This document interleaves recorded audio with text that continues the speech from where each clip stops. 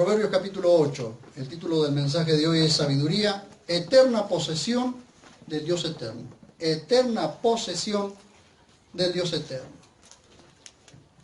Así que vamos a ver qué nos dice la palabra de Dios hoy. En la sección que veremos hoy va del 22 al 26. Leemos. ¿Lo tienen? ¿Sí? Les voy a pedir que presten mucha atención porque se me van a perder en alguna cuestión. Porque hay algunas cosas que les quiero mostrar. Cada una de las cosas que yo les voy a mostrar hoy va a ir en contra o refutando doctrinas, viejas doctrinas o doctrinas falsas que se están levantando hoy. Como por ejemplo, hoy están diciendo nuevamente que la Tierra es plana. ¿Sí? Bueno, hay hasta profesores están diciendo que la Tierra es plana. Pero vamos a demostrar qué es lo que nos dice la palabra de Dios hoy. En la sección que veremos ahora, la sabiduría nos cuenta que ella era posesión de Dios antes de sus obras. Es decir, antes de la primera obra que Dios hizo, la sabiduría estaba con Dios. Desde los versículos 22 al 26 nos relata que ella estaba con el Creador planificando lo que luego sería visible y aún lo invisible. Aquí debemos prestar debida atención a la gramática para lograr profundizar en lo que la sabiduría nos quiere comunicar. La sabiduría usa el adverbio antes y los negativos ni y no para mostrarnos que estas cosas ya estaban planificadas en la mente de Dios, pero no eran visibles. Vamos a ver. Leemos desde el 22 al 26. ¿Sí? Dice Yahvé, que era el nombre de Dios con el que Israel lo conocía, ¿no? Yahvé me poseía en el principio, ya de antiguo, antes de sus obras. ¿Antes de qué? Antes de sus obras. Esto es importante que ustedes lo comprendan, antes de sus obras, porque después les voy a mostrar que algunas traducciones tienen un error y queda como que la sabiduría fue creada, pero no fue creada, ya estaba en Dios, porque la fuente y el origen de la sabiduría es Dios. Eternamente estaba establecida, ya en el principio, antes de los orígenes de la tierra, antes de los abismos ya estaba engendrada, antes que fueran las fuentes de las muchas aguas, antes que los montes fueran fundados, antes de los collados ya estaba engendrada. No había hecho aún la tierra, ni los campos, ni el principio del polvo. Hasta allí. Porque después comienza otra sección. Bien, lo primero que quiero mostrarles es Romanos 1:20. A ver, vamos a Romanos 1:20.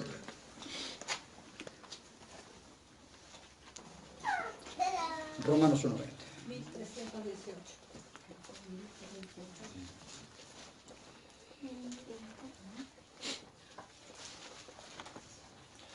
Todos estos pasajes que yo les voy a ir mostrando ahora, ténganlos en cuenta, porque un día los van a necesitar. 1318 es la página en la Biblia Textual, cuarta edición. Miren.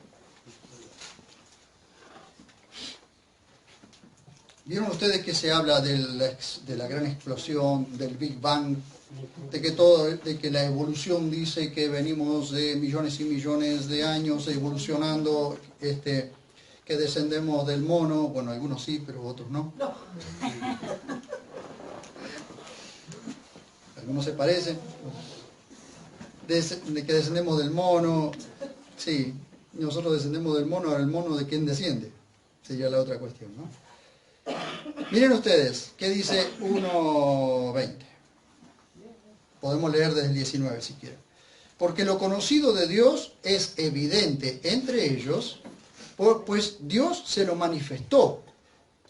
Porque las cosas invisibles de Él, todo aquello que no se veía, hermanos, todo aquello que no se conocía, aquello que no se veía, porque las cosas invisibles de Él, tanto su eterno poder como deidad, como su deidad, se hacen claramente visibles o claramente perceptibles desde la creación del mundo, entendiéndose por medio de las cosas hechas, de modo que son inexcusables. Ningún ser humano tiene excusas. La Biblia dice que no hay Dios. ¿Cierto que la Biblia dice que no hay Dios? Mira cómo me miran todos. La Biblia dice no hay Dios. Salmo 14:1. Pero ¿quién dice que no hay Dios? El necio dice en su corazón, no hay Dios. Ajá, me miraron como diciendo, se les zafó la chaveta. El necio dice el necio en su corazón, no hay Dios. Pero para decir que no hay Dios, tiene que ser necio. ¿Por qué? Porque todas las cosas que están hechas, es decir, su eterno poder y su deidad, son claramente perceptibles por medio de las cosas hechas. Entonces, ¿qué pasa? Es inexcusable. No hay excusa. Por más que la gente diga, yo soy ateo, dicen algunos, soy ateo, gracias a Dios. Sí. Soy ateo, gracias a Dios. Dice, el ateo, dice, ateo significa sin Dios. Es decir, el ateo dice que no hay Dios, o que no cree en Dios, claro, pero en algo cree. No cree en Dios. Cuando no se cree en Dios, se cree en cualquier cosa, ¿sí? Pero en algo tiene fe, eso seguro. Entonces son inexcusables las cosas hechas, de modo que son inexcusables. Vamos a Colosenses capítulo 1, versos 16 al 18. Tengan en cuenta estos versículos porque también después los vamos a volver a tocar. Colosenses 1, 16 al 18.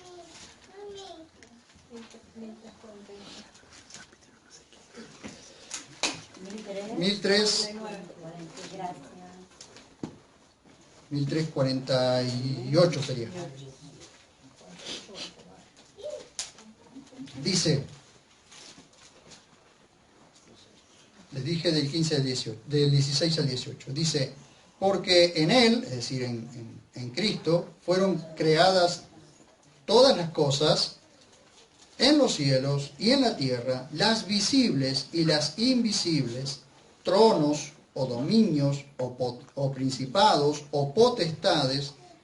Todas las cosas han sido creadas por Él y para Él. Y Él es antes de todas las cosas, y todas las cosas subsisten en Él. Y Él es la cabeza del cuerpo, de la iglesia, es decir, nuestro.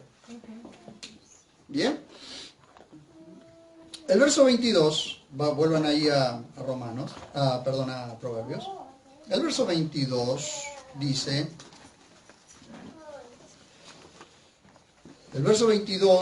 dice, que la sabiduría era posesión de Dios cuando no había nada.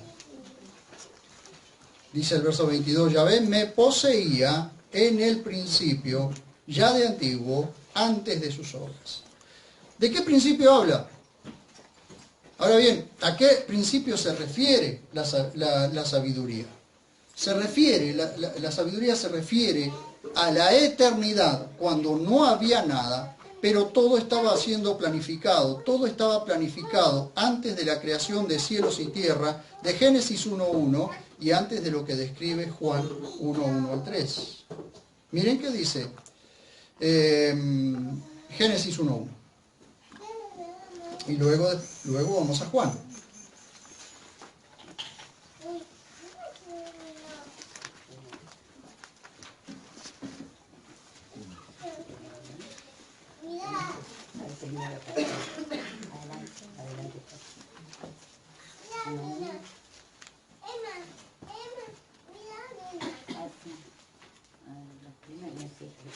Dice, Génesis 1.1, el primer versículo de la Biblia. En principio, Elohim, Aleph Tav, Dios, el primero y el último, creó los cielos y la tierra. En principio. No dice en el principio, no dice en un principio, como dicen algunas traducciones, sino en principio. ¿Qué significa esto? Que esto queda flotando. Esto puede haber sido millones y millones de años. En principio, Elohim, Aleph Tav, creó los cielos y la tierra, que fue lo primero que creó. los cielos, todo lo que nosotros vemos y lo que no vemos. Luego creó la tierra. Y antes de todo esto, antes de que los cielos fueran creados, antes de que la tierra fuera creada, dice Proverbios 8, 22, Yahvé me poseía en el principio, ya de antiguo, antes de sus obras. Ya estaba la sabiduría como virtud de Dios, o estaba con Dios actuando. Entonces, ¿a qué principio se refiere? Vamos a Juan, capítulo 1, verso 1 al 3. Siempre tengan en cuenta estos versículos que les estoy mostrando cuando tengan que defender su fe.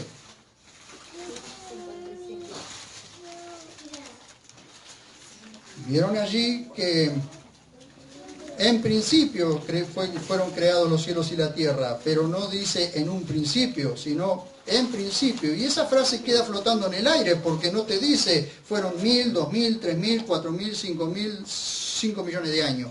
Dice que en principio fue creada los cielos y la tierra, y así tiene que quedarse.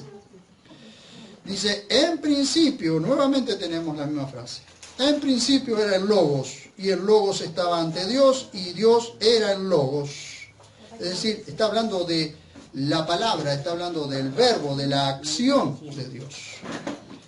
Y permítanme decirle, no está hablando de Jesús, no está hablando de Jesús aquí. Porque Jesús era un nombre propio, el cual el ángel le dijo a María o a Miriam que le pusiera como nombre Jesús. Sino que el Logos, dice, el Logos se hizo carne. El Logo era Dios mismo, la tercera persona de la Trinidad, Dios mismo, haciéndose carne. Dios se hizo carne. Pero esto ya estaba establecido quizás desde la eternidad. Tienen que imaginarse ustedes la eternidad como que no hay tiempo. En la eternidad no hay tiempo. Es decir, el tiempo comienza en Génesis 1:3 cuando Dios crea, cuando Dios separa la noche o separa la oscuridad de las tinieblas y se hace el primer día. El día 1. Ahí comienza el día cronológico de 24 horas. Génesis 1:3, ya lo vamos a ver. Ahí tiene. Pero en la eternidad no hay tiempo. En la eternidad no hay cronos, no hay tiempo cronológico. Por eso Dios es eterno, y cuando nos dicen Dios es eterno, o cuando decimos Dios es eterno, nos quedamos recalculando porque decimos, ¿y eterno? ¿Y cuándo habrá nacido? Es eterno, ¿no entendés?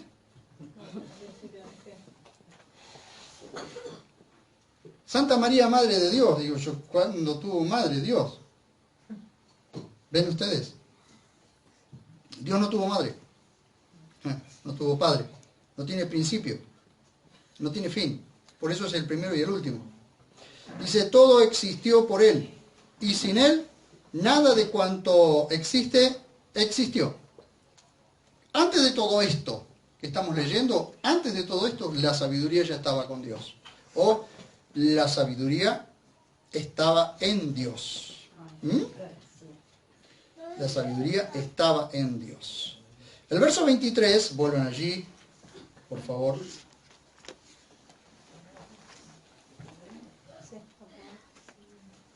El verso 23 dice que Dios la estableció eternamente. Entonces la sabiduría es eterna. Si nosotros decimos que Dios es eterno y la sabiduría estaba en Dios y Dios es la fuente de la sabiduría, entonces la sabiduría es eterna, hermanos. La sabiduría de Dios es eterna. Y esto es lo que nosotros vamos a tener que comprender. ¿Por qué tenemos un mundo tan desorientado? ¿Por qué hay tanta confusión? Bueno, eternamente, dice el verso 23, estaba establecida, ya en el principio, antes de los orígenes de la tierra. ¿De qué tierra? De la tierra de Génesis 1:1. Después voy a hacer una explicación. Hay una diferencia entre la tierra de Génesis 1:1 y Génesis 1:2. Eternamente estaba establecida, ya en el principio, antes de los orígenes de la tierra. Así que vayan hasta donde la mente les dé, por allá atrás. ¿Bien? Vayan hasta donde la mente les dé. Bueno, hasta donde la mente les dio, más allá todavía. porque nuestra mente es finita, pero más atrás es infinito. Entonces nuestra mente jamás dará para poder comprender la magnitud de todo esto. ¿Mm? Pero lo aceptamos por fe. Amén. ¿Eh? La sabiduría dice en el verso 22 que ella es posesión de Dios. En el verso 23 dice que la sabiduría está eternamente establecida. Y esto le quiero explicar. ¿Saben qué? Eternamente establecida. Cuando algo se establece, se lo coloca como norma o regla inamovible. Algo establecido es una norma o una regla inamovible. Dios estableció su sabiduría para que a partir de ella todo ser humano tenga como norma o regla la sabiduría de Dios en toda su existencia. ¿Mm? Por eso el mundo está desorientado y va rumbo a la completa destrucción al rechazar la sabiduría de Dios y en su lugar establecer la suya propia. Cuando el hombre rechazó la sabiduría de Dios y comenzó a establecer su propia sabiduría, el mundo se desorientó. Desde el principio del mundo, desde Adán y Eva. ¿Mm? Miren ustedes. La sabiduría de Dios dio libre albedrío. Y esto es lo que no se comprende. ¿Cómo puede ser que Dios haya puesto al hombre en el huerto del Edén y le haya puesto un árbol para que no lo tocara? Entonces dice, entonces Dios es un déspota, porque pone al hombre para que coma de todo y haga y trabaje en el huerto del Edén, y le pone un árbol para que no lo... y le dice, de ese no tenés que comer, de ese árbol no tenés que comer. Pero la sabiduría de Dios le da libre albedrío al hombre, es decir, libertad de decisión. Y no hay forma de mostrar o de demostrar la libre decisión si no tenés opciones. ¿Se comprende? Todos nosotros tenemos libertad de decisión hasta cierto punto, porque siempre por algo estamos determinados. Pero todos nosotros tenemos libre decisión porque tenemos opciones. O no tenemos opciones de amar y servir a Dios, o no amarlo y servirlo. O no tenemos esa opción.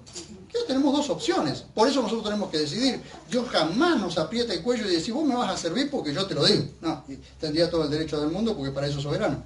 Pero no lo hace. ¿Qué hace? Nos da libertad de decisión. Su amor nos cautiva. Su amor nos cautiva. Su amor nos cautivó y eso nos lleva a decir, Señor, yo te quiero servir a vos. Porque si vos me serviste a mí, viniendo a la tierra, servirme, a entregar tu vida para cancelar el precio de mi pecado, ¿cómo yo no te voy a servir a vos si el precio de mi pecado está cancelado? Si vos quitaste de mí, cargaste mi pecado y vos pagaste el precio de mi pecado, me serviste a mí. Jesús dijo, yo no vine a ser servido, yo vine a servir, dijo, y a dar mi vida por ustedes. ¿Hay algún servicio, permítanme decirles, ¿hay algún servicio que sea mayor que ese? ¿Hay algún servicio que sea mayor que ese? No lo hay. Entonces yo con gusto lo sirvo, con gusto le adoro, con gusto me postro delante de Él porque Él se lo merece, porque Él se postró para lavarme los pies. ¿Amén? Amén. Entonces, ¿qué sucede? La sabiduría de Dios dio libre albedrío al hombre para que ejerciera, y para que ejerciera esa libertad de decisión, puso un árbol en el huerto. Y le dijo al hombre que ese era el único árbol que no debería tocar porque las consecuencias serían la muerte. Pero el hombre estableció su propia sabiduría y todos heredamos la consecuencia. ¿Cuál fue la consecuencia? El pecado. ¿Por qué? Porque Adán y Eva desobedecieron. Tocaron del árbol que no debían porque establecieron su propia sabiduría. Porque si ellos hubiesen seguido la sabiduría de Dios, nosotros estaríamos en el huerto del Edén. Y nada de lo que está pasando hoy en el mundo estaría pasando, porque todo sería perfecto. Pero eso no lo agarró a Dios de sorpresa, ¿eh? No. No es que todo esto lo agarró de sorpresa y Dios dijo, uy, ¿ahora qué hago? No. Ya estaban todas las cosas preparadas porque Dios sabía que el hombre iba a fallar, como sabe que cada uno de nosotros vamos a fallar. ¿O no? Miren ustedes. En el verso 22. A ver.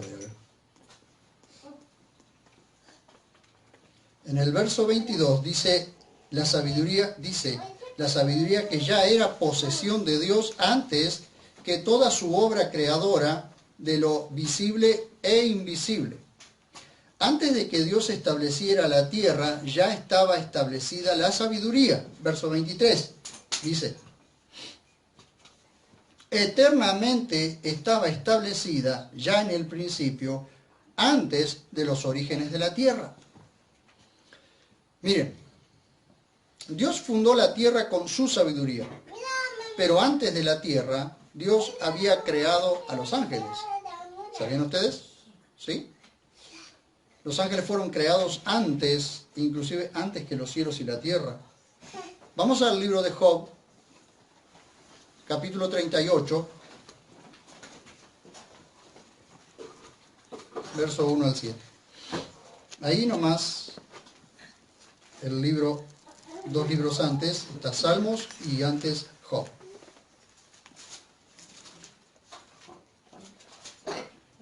Y ahora sí les voy a pedir que presten mucha atención a lo que vamos a ir leyendo. 1 al 7. 38, 1 al 7. Página 891.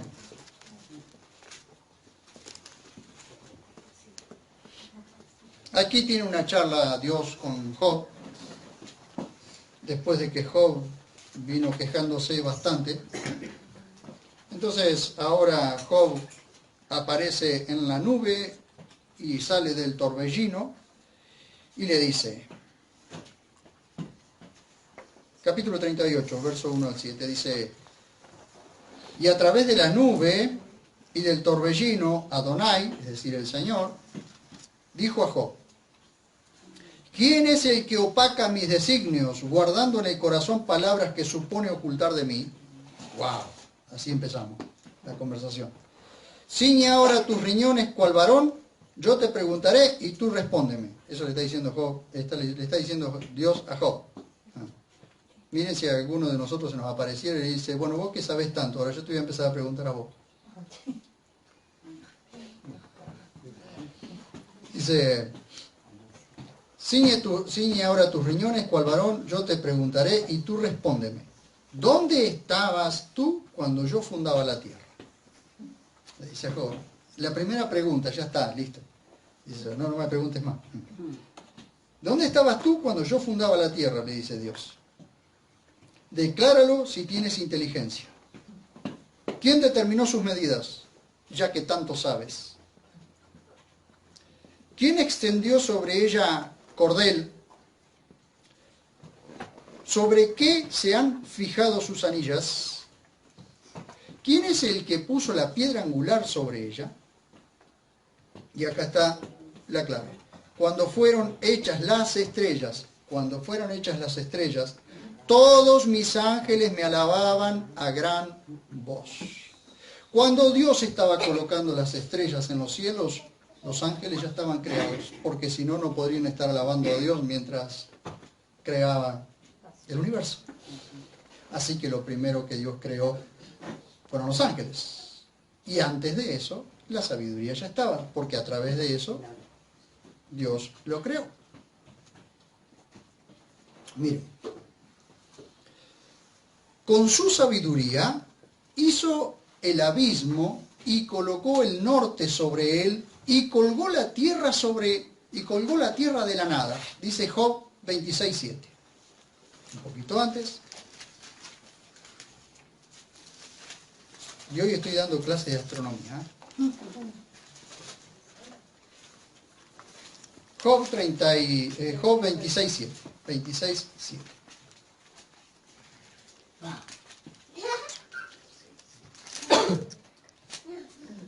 Dice,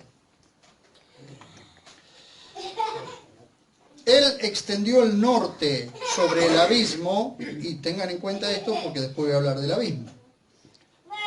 Y antes de que los abismos fueran creados, la sabiduría ya estaba, porque también los abismos fueron creados.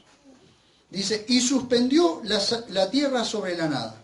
Yo les pregunto a alguno de ustedes, ¿alguna vez intentó suspender algo sobre la nada? ¿Sí? Seguro que para arriba lo único que puede ir es un globo con gas. Porque todo va para abajo y se estrella. Pero Dios, en su sabiduría, colgó a la tierra de la nada. ¡Qué maravilla, hermanos! ¡Qué maravilla! Y es redonda. Y es redonda y no nos caemos. Miren ustedes. Es redonda y no nos caemos. Dice, con su sabiduría hizo redonda la tierra y no nos caemos. Isaías 40, 22. Primero, la tierra está colgada de la nada. Segundo, la tierra es redonda. Contra toda falsa teología y astronomía que aparece hoy. 40:22. Isaías 40:22, esto es página 535.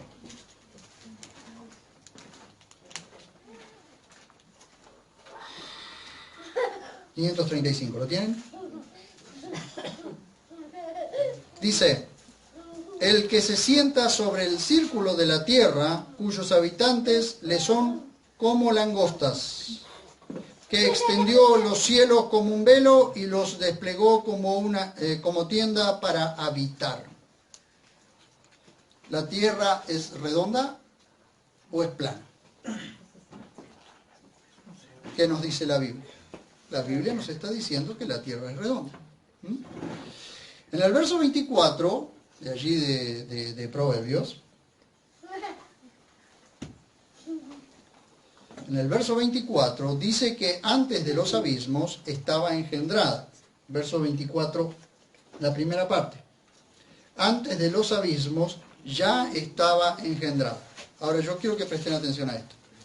Porque cuando agarren algún otro tipo de traducción, van a ver ustedes que en algunas dice yo nací antes que los abismos o yo fui creada antes que los abismos. Debemos prestar atención a esta traducción, ya estaba engendrada. Otras traducciones traducen yo nací, fui creada. Pero no es del todo correcta esa forma de traducir, por cuanto se pierde el concepto de eternidad de la sabiduría. Porque cuando dice yo nací o fui creada, tiene un principio.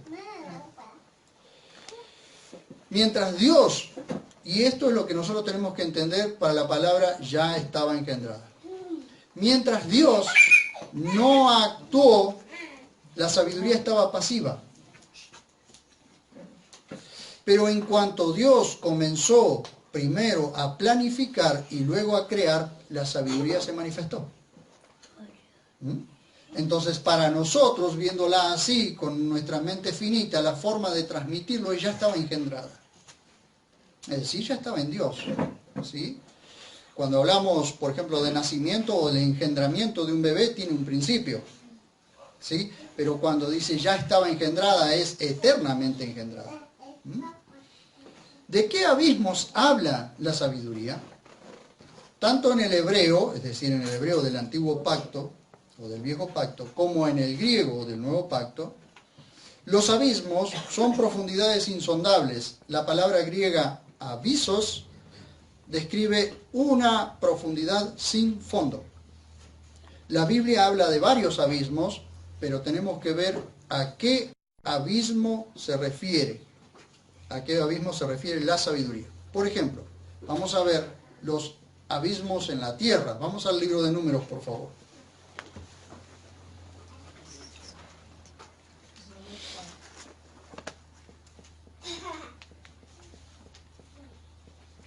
Aquí hay una familia que se rebela contra Dios.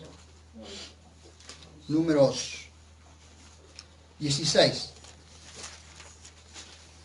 Números 16. Leemos desde el 30.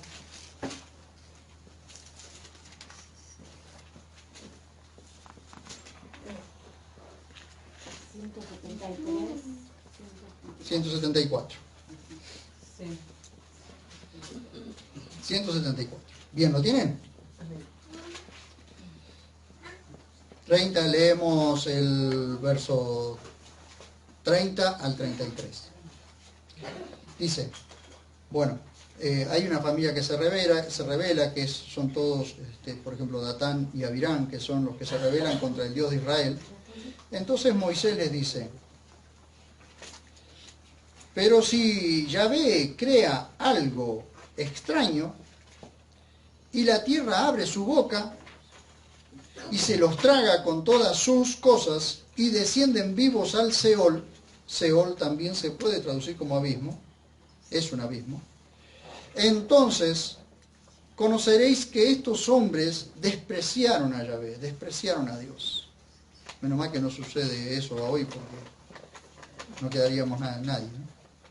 Dice, y al terminar de hablar todas estas palabras, el suelo que estaba debajo de ellos fue partido, y la boca de la tierra fue abierta, y se los tragó a ellos y a sus familias y a todo hombre que estaba de parte de Coré con sus pertenencias.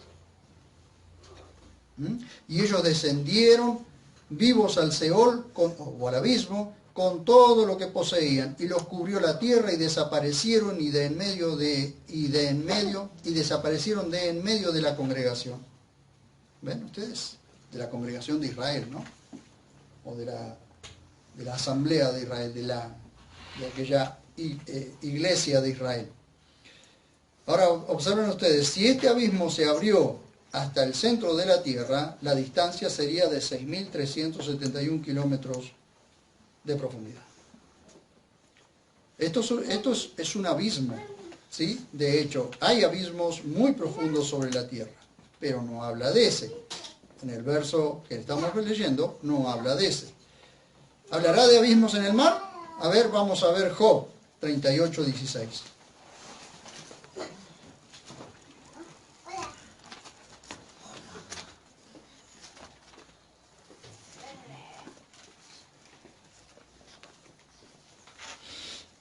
Job 38:16.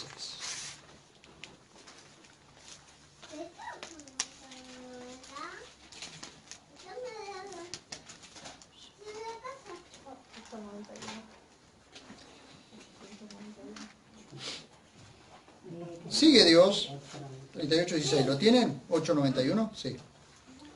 8:91. Sigue Dios tratando con su siervo Job y le está hablando, y le sigue hablando, ¿no? Y le sigue haciendo algunas preguntas un poquito complicadas. Entonces le dice en el 16 del capítulo 38, ¿has penetrado hasta los manantiales del mar? ¿Te has paseado por las profundidades del abismo acuoso? Abismo acuoso en algunas oportunidades tiene que ver con agujeros, o con agujeros negros, o con abismos en el universo, de donde da, cuando se lo ve en fotografía, por ejemplo, tiene la imagen de como si saliera agua de ahí. Pero en realidad son agujeros por donde entran y salen demonios, ¿sí? Por eso se llaman abismos acuosos. Porque da la sensación de tener agua. Miren ustedes. Dice 38:16. ¿Has penetrado hasta los manantiales del mar? Es decir, de allí de donde brota el mar. ¿Te has paseado por las profundidades del abismo acuoso? Y esto, para entender esto, tenemos que ir a Génesis capítulo 7, verso 11 también.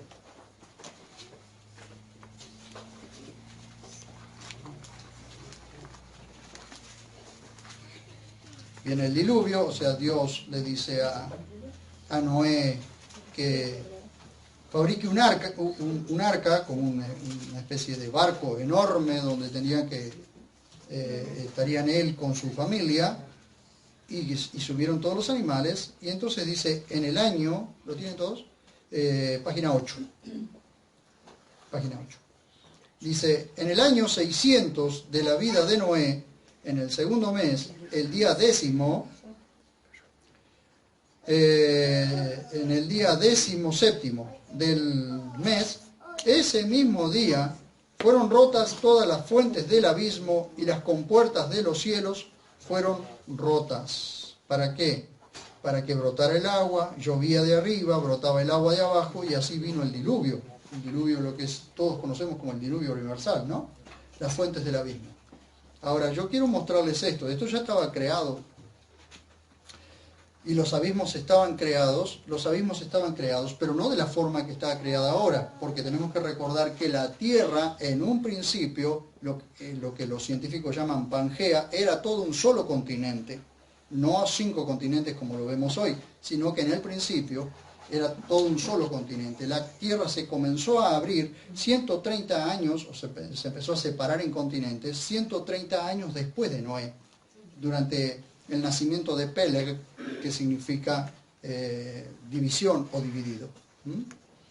El abismo más profundo es el Challenger, cerca de las Islas Marianas, en el Océano Pacífico, que alcanza los 10.900 metros de profundidad.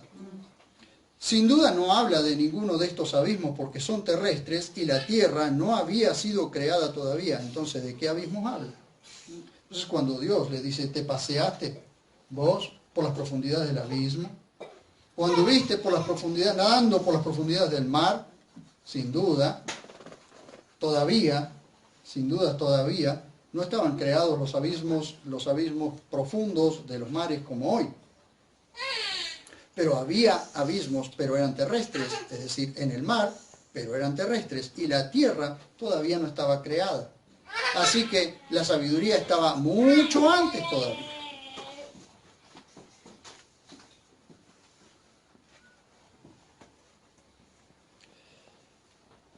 ¿A qué abismo se refiere entonces?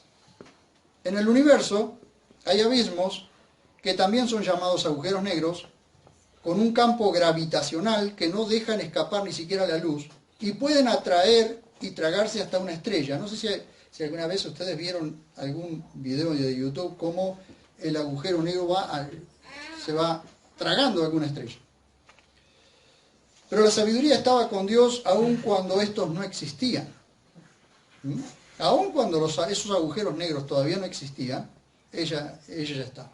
Hay otros abismos en el universo que bien podrían ser cualquiera de estos agujeros negros.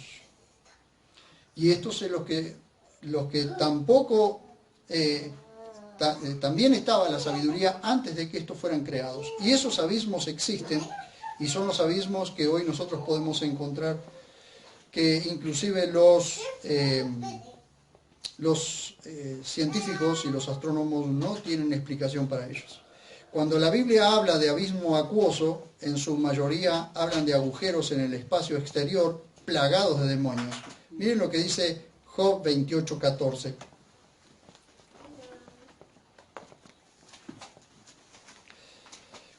Y permítanme decirles, los demonios no fueron siempre demonios. Los demonios son ángeles que se rebelaron siguiendo a Satanás, al lucero de la mañana, en la eternidad. Porque Dios no creó al diablo, Dios no creó a Satanás, Dios creó al lucero de la mañana, un querubín grande y protector, hermoso, pero que quiso ocupar el lugar de Dios. Les dije Job. Por supuesto no tengo hoy el tiempo para tocar ese tema, pero para que puedan entender, ni Satanás ni los demonios fueron siempre Satanás y demonios. Fueron ángeles que luego se opusieron a Dios, se rebelaron contra Dios y se convirtieron en seres de oscuridad o de la oscuridad. Les dije 28:14, Job 28:14. Observen ustedes, ustedes se van a dar cuenta entonces que no está hablando, cuando habla aquí, 28:14 dice, hablando de la sabiduría, ¿no? Está hablando de la sabiduría. Y dice, el abismo acuoso dijo, no está en mí. Es decir, la sabiduría no está en mí. El mar dice, no está conmigo. Pero es que el abismo acuoso, si vamos, por ejemplo, a las profundidades del Challenger en las Islas Marianas. es que ese va a hablar y va a decir, la sabiduría no está en mí. O el mar va a decirle, no está en mí, tiene voz. Esto está hablando. Entonces el abismo acuoso no es precisamente las profundidades del abismo del océano Pacífico ni del océano Atlántico. Hay otro abismo acuoso. Hay otro abismo que contiene demonios. Y dice, el abismo acuoso dijo, no está en mí. Claro. ¿Qué va a estar la sabiduría de Dios en una cueva de demonios o en un abismo de demonios? No va a estar. Tampoco habla, cuando habla de mar, allí no está hablando del mar, de este mar que nosotros conocemos en la tierra. Está hablando de una avalancha de agua, de una avalancha que parece agua, pero que en realidad son torrentes de maldad. ¿Mm? Miren, los demonios, para que puedan verlo ustedes, los demonios le pidieron a Jesús que no los enviara al abismo. ¿A qué abismo? Al abismo acuoso. Miren ustedes, cuando Jesús va a liberar al endemoniado gadareno, en el capítulo 8 de Lucas, miren.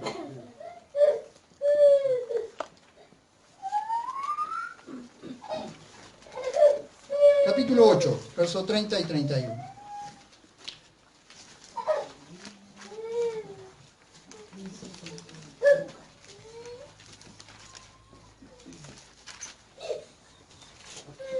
Jesús va a la tierra de Gerasa o Gadara, como lo traducen algunos. Se encuentra con un endemoniado geraseno de esa tierra, un endemoniado que lo ataban con cadenas y tenía una legión de demonios. Y permítanme decirles, ¿lo tienen todos? ¿Encontraron? Bueno, ahora presten atención un cachito. Cuando Jesús le pregunta, ¿quién sos?, el endemoniado, pero los demonios que estaban dentro del endemoniado, le dicen, me llamo Legión. Ahora, eso tenemos que comprenderlo en el lenguaje romano. Una legión tenía 6.000 soldados. Así que cuando el endemoniado dijo que los que estaban adentro eran una legión, imagínense ustedes que había 6.000 demonios dentro de un endemoniado. De tal forma que rompía las cadenas, lo ataban con cadenas y lo rompían, andaba desnudo entre los sepulcros. Lo pueden leer toda la historia, pero no es muy larga. Pero cuando ellos, ustedes dicen, ¿Satanás cree en Dios? Claro que cree. ¿Los demonios creen en Dios? Claro que creen. Y dice Jacobo, creen y tiemblan.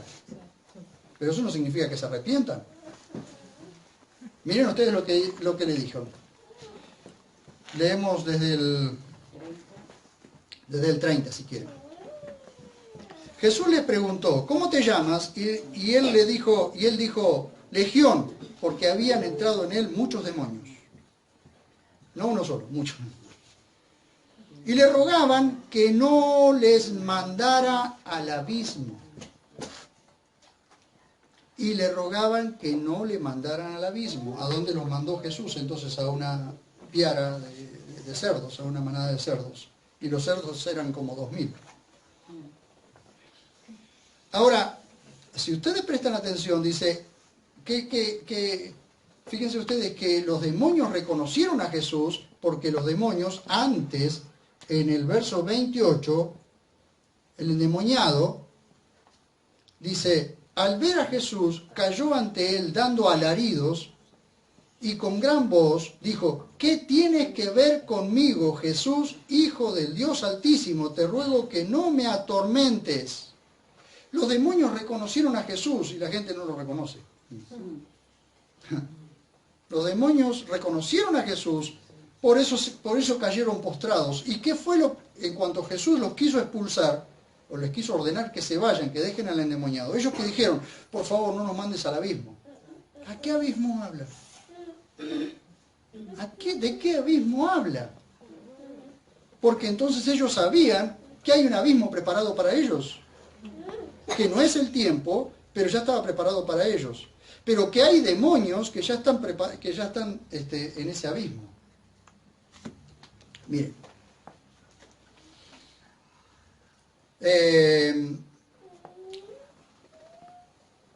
Lucas 8, 30 y 31. Ahí vemos cómo los demonios le dicen que no lo envía al abismo. Ahora, ese abismo es el lugar en el que están encarcelados los de Génesis 6, a lo que lo llaman el Tártaros. Segunda de Pedro 2:4 dice que esos demonios de Génesis 6 fueron encarcelados, encadenados en un abismo llamado el Tártaro, ¿sí? Un lugar que está en el espacio exterior, que no sabemos dónde, pero está en el espacio exterior.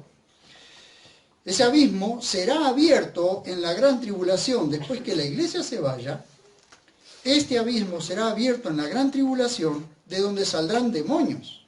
Miren ustedes Apocalipsis capítulo 9. Perdonen ustedes que sea tan técnico, pero son detalles que tenemos que verlos.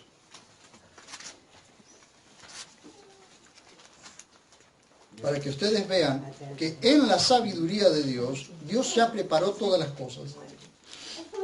Apocalipsis, capítulo 9, verso 1. Apocalipsis es el último libro, así que lo van a encontrar. 1390. El capítulo 9 está antes del 10. ¿Lo encontraron? Sí. 9. Vamos a leer el verso 1, el verso 2 y el verso 11. En el momento en que el quinto ángel allí en la gran tribulación, esto es después que la iglesia sea arrebatada o que la iglesia sea llevada al cielo, el quinto ángel tocó la trompeta y vi una estrella, o sea, es un ángel, y vi una estrella que había caído del cielo a la tierra y le fue dada la llave del pozo del abismo. Y abrió el pozo del abismo y del pozo subió un humo como el humo de un gran horno. Y el sol y el aire se entenebrecieron a causa del humo del pozo. Verso 3. Y del humo salieron langostas a la tierra y le fue dado poder como tienen poder los escorpiones de la tierra. Le dije el otro versículo, el 11. Miren, sobre ellas, es decir, sobre estas langostas, sobre ellas tienen por rey al ángel del abismo, cuyo nombre en hebreo es Abadón y en el griego tiene por nombre Apolión. Y estos demonios que salen de este abismo, que se abre la tapa, tienen el permiso o tienen la autorización de atormentar a los hombres o atormentar a la gente por 5 meses en el tiempo de la gran tribulación. Por eso yo digo, están locos los que piensan que nosotros, la iglesia, tenemos que pasar por la gran tribulación. Esto es un tiempo futuro, y créanlo que va a ser así. Estos demonios que parecen langostas, imagínense ustedes que Juan está en el año 95, 96 después de Cristo, viendo esas visiones que Dios le está mostrando, o que Jesús le está mostrando, así que él lo describe tan cercano o tan similar como él puede verlo. Entonces él los ve como langostas, pero no son langostas, porque estas langostas tienen rey, y si ustedes van al libro de Proverbios verán que las langostas andan en cuadrillas pero no tienen rey. Las langostas andan en cuadrillas pero no tienen rey. Sin embargo, estas tienen un rey, que es en hebreo, su nombre en hebreo es Abadón, y en el griego tiene por nombre Apolión. Ese es el rey de estos, que sin duda son estos que fueron encerrados en el capítulo 6 de Génesis. Salen y atormentan a los hombres durante 5 meses. Estos hombres buscarán la muerte, por tanto tormento, buscarán la muerte, y la muerte huirá de ellos. No buscarán la muerte y no la hallarán. Querrán morirse, la gente querrá morirse del tormento y no hallarán la muerte. Porque como lo he explicado muchas veces, la muerte no es una cosa abstracta. La muerte es una potestad que viene sobre las personas, que se lleva a las personas. Por eso es que Dios nos ha librado de la muerte a través de su Hijo Jesucristo, y ya no sufrimos la muerte. La muerte no nos puede tocar. Por eso creer en el Señor Jesucristo y ser salvo es esencial para nuestras vidas. Amén. Porque ya la muerte no nos puede tocar, porque la muerte es una potestad, es una autoridad de las tinieblas. La muerte es un demonio. Y este abismo fue abierto. ¿Ven? En ese abismo será encerrado Satanás por 1000 años. Ahí nomás, Apocalipsis 20.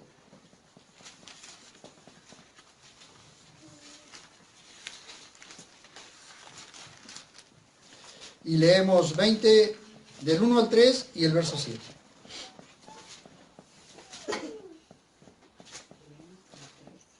Vamos a leer varios versículos, pero vamos.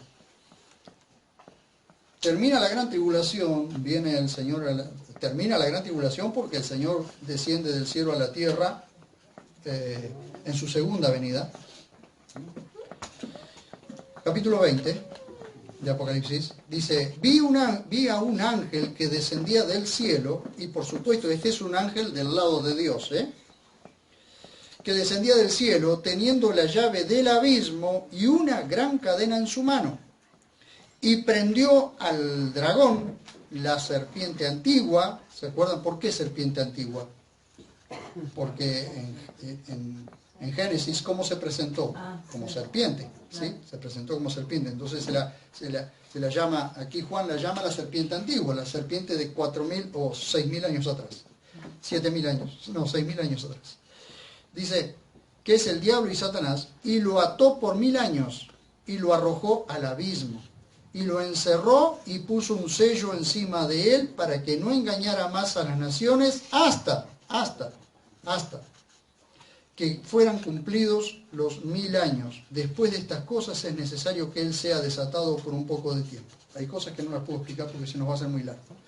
Pero Satanás será encerrado en el milenio hasta que casi estén cumplidos los 1000 años y luego será soltado por un tiempo. ¿Para qué? Para volver a probar a las naciones y después viene el fin. Miren, verso 7. Dice: cuando los 1000 años se cumplan, Satanás será suelto de su prisión, es decir, saldrá de ese abismo y saldrá a engañar a las naciones que están en los 4 ángulos de la tierra, a Gog y Magog, a fin de reunirlos para la batalla, cuyo número es como la arena del mar. Otra nueva batalla después de esos 1000 años. Ahora bien, otro abismo en el espacio exterior es el lago de fuego, preparado desde antes de todo lo creado para Satanás y sus demonios. Apocalipsis capítulo 20, versos 13 al 15. Miren, esto es una vez que han pasado esos 1000 años en que Jesús estableció su reino milenial en la tierra. Dice: y el mar entregó a los muertos que había en él, y la muerte y el Hades, ¿se dan cuenta que están con mayúscula? Porque son nombres propios, no está hablando de algo, de una cosa o de algo abstracto, está hablando de potestades, de autoridades de las tinieblas. Y la muerte y el Hades, o el infierno, entregaron los muertos que había en ellos y fueron juzgados cada uno según sus obras. ¿Y entonces qué pasa? Y la muerte y el Hades fueron arrojados al lago de fuego. Esta es la muerte segunda, el lago de fuego. Y el que no fue hallado inscrito en el rollo de la vida fue lanzado al lago de fuego. ¿El lago de fuego dónde se encuentra? En un lugar en el espacio exterior, que no se ve, que no lo vemos. Son de esas cosas inexplicables que los astrónomos no lo pueden explicar, que los científicos no lo pueden explicar. Hay cosas, hay constelaciones que encierran secretos que nosotros no lo vemos, pero que Dios las creó a propósito. Nosotros decimos, los signos del zodíaco o los escalones del zodíaco, ¿existen? Sí existen. Y son estrellas que están allí preparadas precisamente porque cada una de ellas está dictando los tiempos de Dios. No es astrología, es decir, lo que estamos diciendo como adivinación del futuro y todo eso, no sirve para eso. Dios a través de los cielos cuenta su gloria. Y cada una de las estrellas, Job dice que él llama a cada estrella por su nombre. Cada estrella tiene su nombre. Y cada estrella, en la sabiduría de Dios, tiene una función que cumplir en el cielo. Y no es precisamente adivinar el futuro. ¿Quieren saber su futuro? Bueno, lea la Biblia.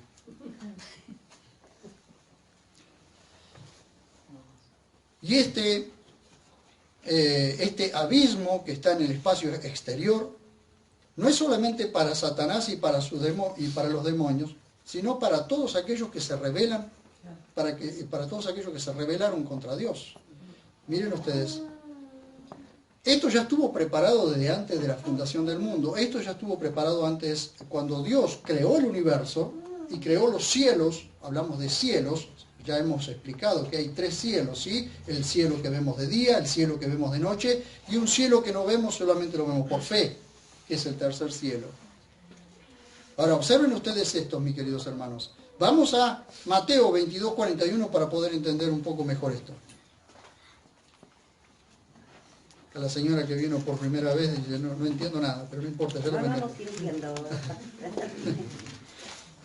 Hoy estoy siendo muy técnico, pero necesito que lo puedan comprender todos, porque se están hablando cada pavada. 22:41.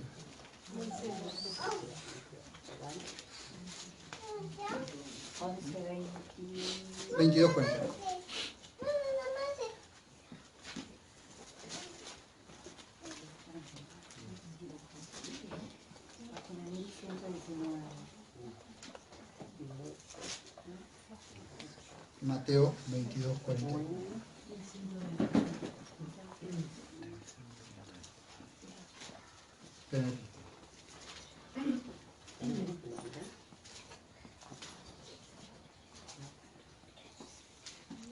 Equivoqué la cita. A ver, el juicio a las naciones. A ver. El juicio a las naciones. 25:41, perdón. 25:41. Perdonen, es un error mío.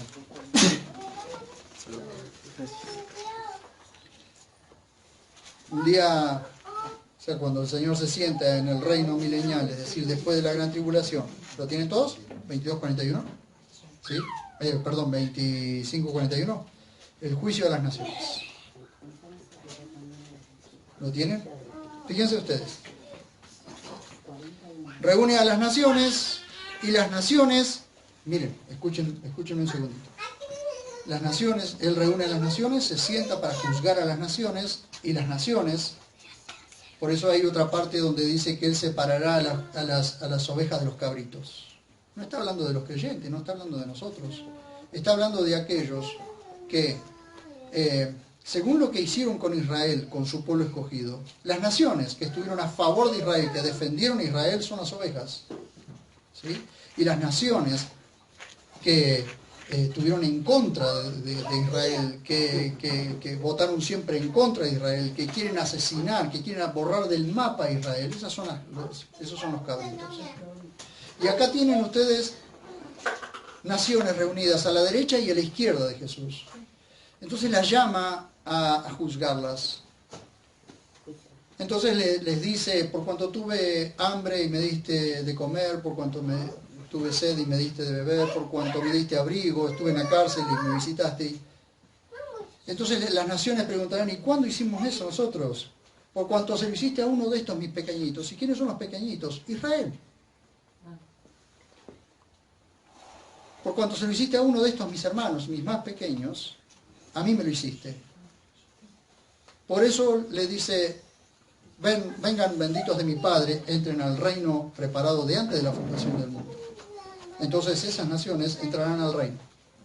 Pero a otras naciones, las que le reclama Jesús, por cuanto no me diste de comer cuando tuve hambre, por cuanto no me diste de beber cuando tuve sed, por cuanto no me diste abrigo y por cuanto no me visitaste cuando estuve en la cárcel, dice, pero ¿cuándo no hicimos eso? Por cuanto no lo hiciste con uno de estos mis pequeñitos, no me lo hiciste a mí. Entonces le dice, verso 41, mire. Entonces dirá también a los de la izquierda, aquellos que son considerados cabritos, apartaos de mí, malditos, al fuego eterno preparado para el diablo y sus ángeles.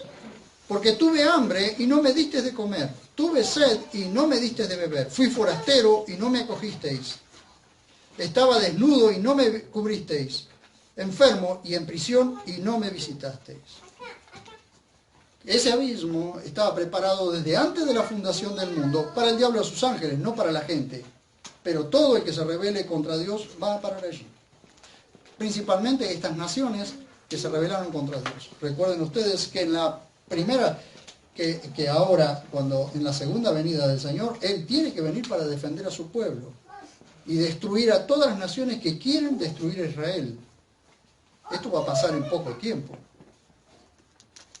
Está escrito, así que no estoy haciéndome el profeta, está escrito. ¿Ven ustedes? Desde antes de todos los abismos, la sabiduría ya estaba establecida, aún de estos abismos. Pero la sabiduría de Dios estableció estos abismos precisamente porque todos tienen un propósito. Miren ustedes cómo será la sabiduría de Dios, que a lo contrario de que todo lo que todos nosotros pensaríamos, envió a su Hijo para que muera en la cruz. Eso parece una necedad. Dios muriendo en una cruz, ¿desde cuándo? Eso es imposible para la gente, para la razón humana. Es imposible, es una locura. Para Satanás también. Satanás pensó, la Biblia dice, que si las autoridades de este mundo hubiesen sabido que estaban crucificando al Señor de la Gloria, no lo hubiesen hecho. Satanás pensaba que crucificando, que matando al Hijo de Dios, se terminaba todo. Entonces cuando Jesús estaba muriendo, estaba en la cruz colgando, y Jesús dijo, consumado está, ya está completa la obra, está todo hecho. Satanás dijo, ¿y eso? ¿De dónde salió? ¿Qué pasó? Si no estaba previsto esto, la cuestión era matarlo, no que consumado está. ¿Qué es su muerte? ¿Su muerte qué va a ser? Pero cuando él es sepultado, Satanás pensó que tenía la batalla ganada, porque fue sepultado. Y fue al infierno, Jesús fue al infierno llevando nuestros pecados. Pero no se quedó allí. Esa fue la más grande desorientación de Satanás. Porque la sabiduría de Dios rompió los esquemas que tenía pensado Satanás. La sabiduría de Dios hace que aquello que nos parece necedad sea sabiduría. ¿A quién se le ocurre que el Hijo de Dios iba a morir en una cruz para cargar nuestro pecado? ¿A quién se le ocurre? Por eso la gente dice, yo creo en Dios, pero no creo en Jesús. Sonaste, porque el que cree en mí, el que cree en mi Padre tiene que creer en mí, dijo Jesús. Porque Jesús dijo, yo soy el camino, la verdad y la vida. Nadie viene al Padre sino por mí. Entonces, la sabiduría de Dios, ¿qué hizo? Que por medio de Jesús nosotros podamos entrar al cielo. No es ni por medio de María, ni por medio del Santo Grial, ni de Sanguchito. Ni por medio de ningún santo. Por medio del Señor Jesús, que es el camino al Padre. Esa es la sabiduría de Dios. Rompió todos los esquemas. Y lo maravilloso de Dios es que Él está acostumbrado a rompernos siempre todos los esquemas. Nosotros pensamos una cosa y Él piensa otra. Y así nos rompe todos los esquemas. Si la tierra no había sido creada, tampoco los mares ni los abismos de agua, de Génesis 7:11. Vamos y terminamos con esto. Vamos al capítulo 8 de Proverbios, nuevamente, y ya terminamos.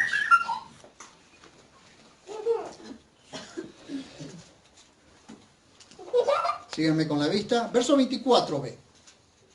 8:24. Si la tierra no había sido creada, tampoco los mares ni los abismos de agua. ¿Ven? 24. Antes de los abismos ya estaba engendrada.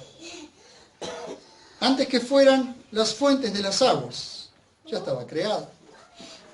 Tampoco las montañas, verso 25. Antes que los montes fueran fundados.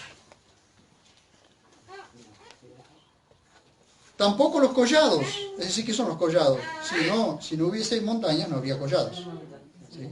Los collados son depresiones suaves entre los cerros o entre las montañas.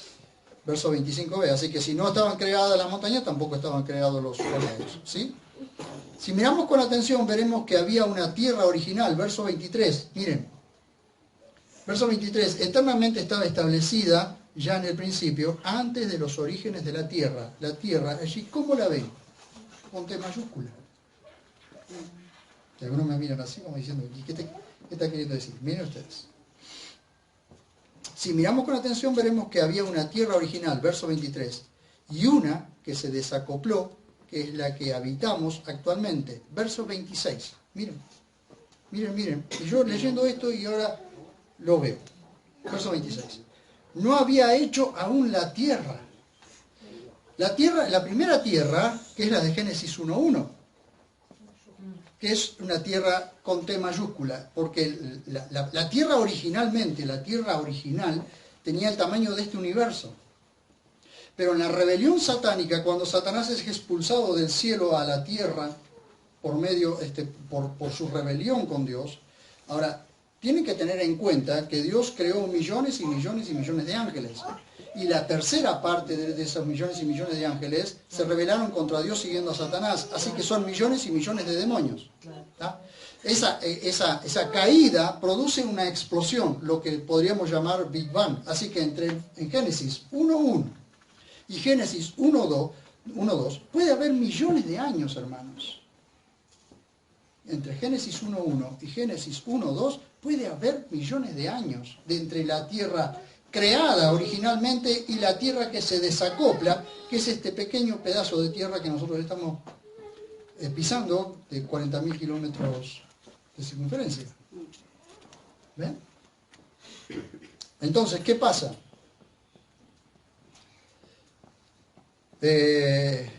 La tierra que se desacopló es la que nosotros habitamos actualmente. Verso 26.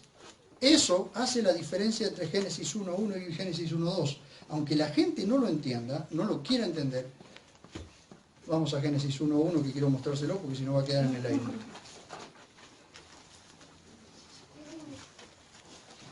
Miren ustedes. En principio, Elohim, Aleph Tav, creó los cielos y la tierra. ¿Cómo está tierra allí? Con T mayúscula, ¿cierto? ¿Sí? ¿Me siguen? Síganme que no los voy a defraudar. Verso 2. Pero la tierra se ha precipitado en caos y vacío, y hubo tinieblas sobre la faz del abismo acuoso, y el espíritu de Elohim se cernía sobre la faz de las aguas. Es decir, se cernía, vigilaba sobre la faz de estas aguas. Lo que les dije hoy, estos torrentes de maldad que destruyeron la primer tierra y quedó desacoplada a esta tierra que nosotros tenemos hoy. ¿Sí? Porque la tierra originalmente era de un tamaño inmenso, del tamaño de este universo. Y esa sería la tierra que nosotros tendríamos que estar habitando, pero la tierra fue destruida. Por eso dice, cayó en caos, se ha precipitado en caos y vacío. La gran mayoría de las traducciones dicen, la tierra estaba desordenada y vacía. Una mala traducción. Piensen ustedes esto. Piensen esto. Si algo está vacío, ¿puede estar desordenado? Yo les pregunto, cuando hay una habitación vacía, ¿pueden desordenarla? ¿Con qué la van a desordenar? Entonces la traducción está mal. La tierra estaba desordenada y vacía. O estaba vacía o estaba desordenada. Entonces, cuando yo comienzo a ver qué significa caos y vacío, entonces ahí nos damos cuenta que la tierra, esta tierra que nosotros estamos pisando, cayó en caos, al vacío. En caos al vacío. Se desprende, cae en caos al vacío. Eso está en el principio. O sea que entre la tierra de Génesis 1:1 y la tierra de Génesis 1:2 pudieron haber pasado millones de años, hermanos. La creación de la primera tierra y el ordenamiento de esta tierra que comienza en Génesis 1:3. Dios comienza a poner en orden la tierra por medio de su sabiduría. Dice, entonces dijo Elohim 1:3, haya luz y hubo luz. ¿Por qué? Porque esto estaba en densa oscuridad, hermanos. El universo estaba en oscuridad. Porque todavía las estrellas para dar luz no estaban. El sol y la luna todavía no estaban. Así que no había ni luz, no había resplandor, no había nada. Entonces dijo Elohim, haya luz y hubo luz. ¿Ven? Y vio Elohim la luz que estaba bien. Y Elohim hizo separar la luz de las tinieblas. Ahora van a poder entender cuándo empieza el tiempo. Y Elohim hizo separar la luz de las tinieblas. Y llamó Elohim a la luz día y a la tiniebla ha llamado noche. Y hubo tarde y hubo mañana, día 1. comienza el conteo. Día de 24 horas. Día 1. ¿Cuándo? Cuando puso en orden Dios, cuando comenzó a poner en orden las cosas. Las cosas que estaban desordenadas, que habían caído en caos. Entonces, cuando ustedes van, por supuesto la explicación tendría que ser mucho más larga, pero no me va a dar el tiempo. Así que vuelvan a Proverbios 8. Dice, entre una tierra, y estas son cosas que solamente las podemos ver si nos detenemos un cachito. Entonces tienen ustedes, verso 23, antes de los orígenes de la tierra. Y tenemos en el verso 26, no había hecho aún la tierra. Miren, ni los campos, ni el principio del polvo. Es decir, no había llanuras, porque no había tierra, y no había polvo del cual Dios tomó y formó al hombre. Verso 26, y eso lo pueden encontrar en Génesis 2:7. Que Dios tomó del polvo y del polvo creó al hombre, formó al hombre. Pero no había polvo, así que no había hombre. ¿Ven ustedes? Y la sabiduría ya estaba. ¿Por qué estaba?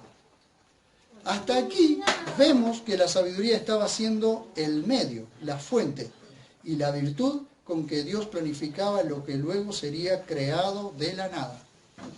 Lo que en latín se denomina creatio ex nihilo, creación de la nada.